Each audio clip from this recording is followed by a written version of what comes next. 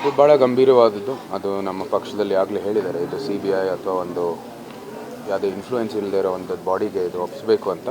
ಅದು ಕೂಡ ನಮ್ಮದು ನಿಲುವು ಕೂಡ ಅದೇ ರೀತಿ ಇದೆ.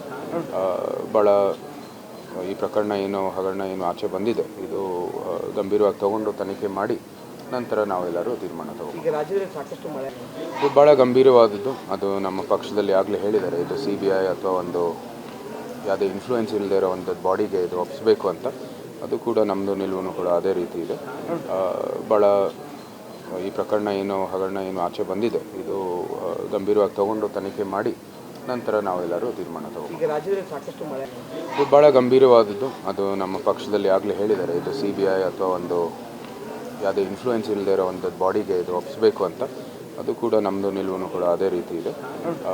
ಭಾಳ ಈ ಪ್ರಕರಣ ಹಗರಣ ಆಚೆ ಬಂದಿದೆ, ಇದು ಗಂಭೀರವಾಗಿ ತಗೊಂಡು ತನಿಖೆ ಮಾಡಿ ನಂತರ ನಾವೆಲ್ಲರೂ ತೀರ್ಮಾನ ತಗೊಂಡು. ಈಗ ರಾಜ್ಯದಲ್ಲಿ ಸಾಕಷ್ಟು ಮಳೆ